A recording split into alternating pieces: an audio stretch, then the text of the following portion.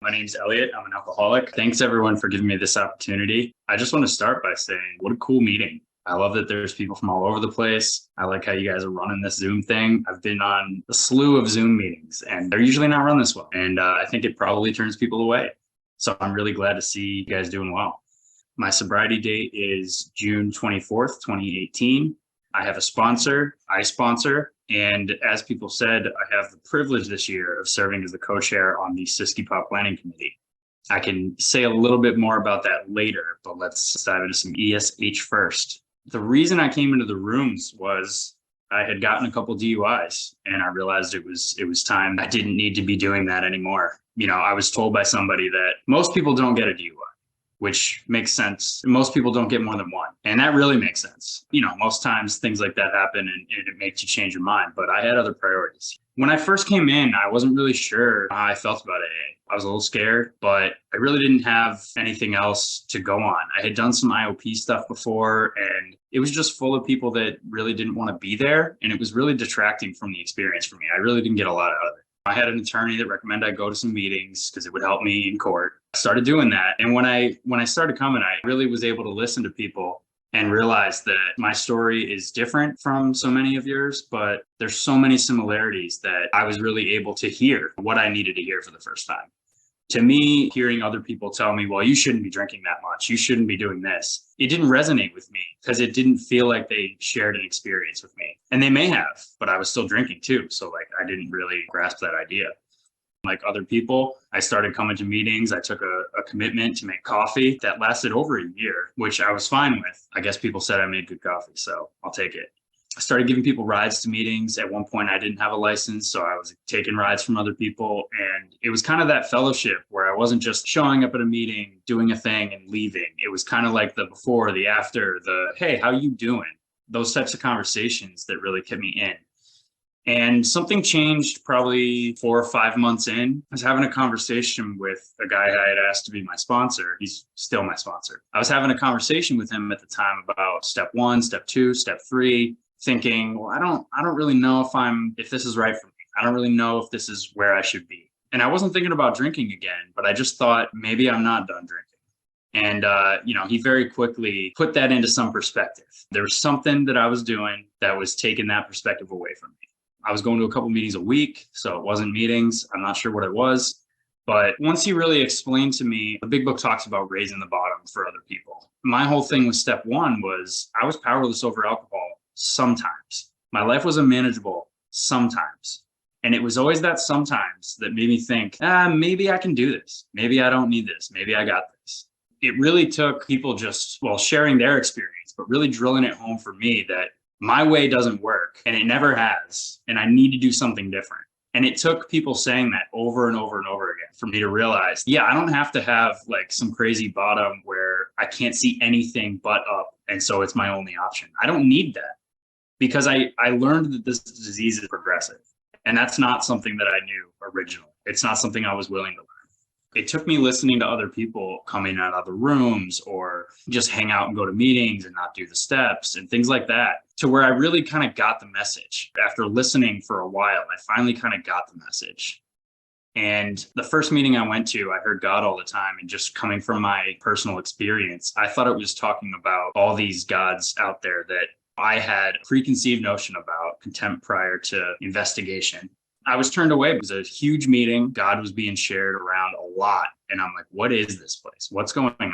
Not only that, everybody was so nice to me. And I thought, why? That's how fucked up my head was at the time. I walked into a meeting. Somebody gave me a keychain. Somebody won a raffle for a big book and they gave it to me. I got a ton of numbers that night. Did I call any of them? No, because I wasn't ready to receive anything that they were willing to give at the time.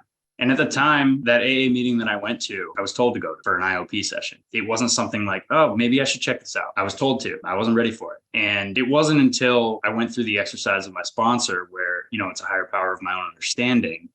So I can kind of decide what I want my higher power to be and how I want my higher power to work in my life. And really, like today, I see my higher power as the rooms, as, all of your stories, the successes, the failures, everything like that. I see all of you.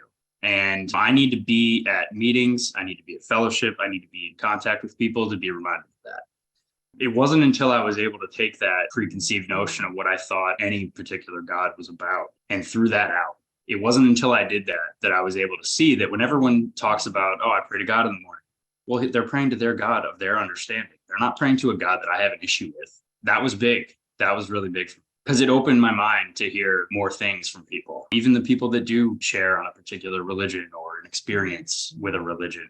I can relate to it more instead of just dismissing it, just from being around long enough to get the message. And then one of the other things that really made a difference for me was attending a young people's convention.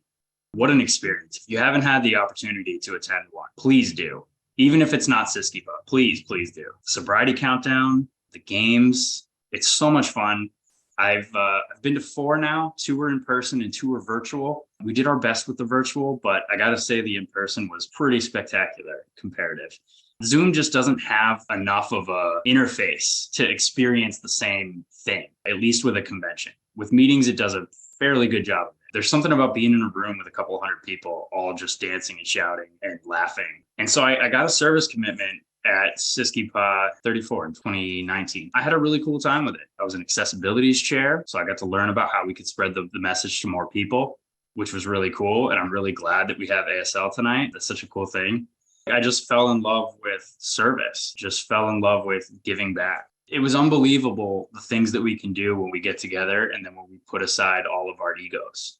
It doesn't happen all the time. I can think about meetings at work and stuff that just don't go as smoothly as some of these like committee meetings where we're really thinking about the good of the group. And there's so many meetings at work or other things like that where I can't say that's true. And so it's refreshing to kind of all have, really, we all have a primary purpose, right? But it's kind of refreshing to have that unified goal and then to not let other things get in the way, like outside issues. It's important to be able to call that out. You can't really do that in like a work environment. You can't really say like, well, I don't really think we need to be talking about that because now you're dismissive and stuff like that. If it takes away from the goal, it's a distraction. This year, I've been able to be co-chair of the CSCYPAA committee, and I'm really proud of what we have coming up. As I wrap up, I think I'll share a little bit about CSCYPAA this year. It's being held at the Sheraton Hartford, which is at Bradley Airport in Windsor Locks. It's the first year we're holding it there. The hotel that we had it at for many years in Cromwell actually has closed down, which happened right before the whole pandemic situation. So we were looking for a venue and it turned out that we had to have it virtually. So we're really excited to be back in person this year. We have a great program planned. We have some excellent speakers. We have a dance. We have a hugs workshop and we have marathon meetings planned too. So there's a lot of things going on, not this weekend, but CSCYPAA weekend. And I'm just really excited about the upcoming program. We got a good committee. It's a little small, but we're super dedicated to putting this on. The room block has closed, but I do think we have some flexibility for the rest of the week. We have a reduced room rate that we were able to get and negotiate. So I think it's $139 a night. But our conference runs from Friday afternoon through Sunday morning. Sunday morning is a spiritual speaker. We have a main speaker on Friday night and a main speaker on Saturday night. We have panels and workshops going on throughout the day on Saturday. We have Al-Anon participation as well. We have a few meetings and workshops planned for Al-Anon as well. There was one other thing that I wanted to mention. We do have the marathon meetings going on, I think from Friday night through Saturday.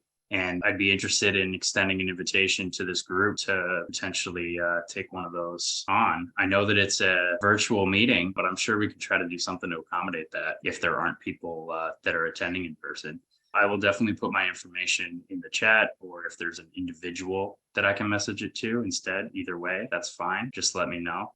I'll finish with today. For me, it's night and day to how I was. I was so distracted by things that I just thought the world was out to get me. I could never be good enough. And everything else, every problem that came up was because of somebody else and it wasn't my doing. It's so much different today because I have the ability to actually kind of take a step back and not be living in this chaos and thinking it's normal. Now, when something chaotic happens, I point at it and go, well, that's a little unusual. I got to talk to somebody about that. Whereas before I would have just ignored it until it came up and bit me. And I got to say, having the opportunity to work with sponsees has been such a rewarding experience. I've been able to take a guy through most of the steps at this point. Man, it's just a cool experience to be able to relate to someone on that level and just be able to show them the hope that you were shown. Show them that it's possible. Show them that they can do it. Because I didn't think that when I came in. I saw all these steps and I'm like, what am I doing here? What's going on? But they really work. They really do work. And I'm convinced that it's not just for alcoholics. I think this is a way of living that just works. It works for us because we need it, but it works. You can draw similarities to other organizations and things like that with the way we admit our defects, ask for them to be removed and things like that. There's something to it. There's something to it. And I'm convinced that Bill and Bob were divinely inspired with their writings. The whole experience of it. I was a little rambly. It's been over a year since I've shared my story. So thanks for sticking with me. I think I'll wrap up with that. Thank you guys.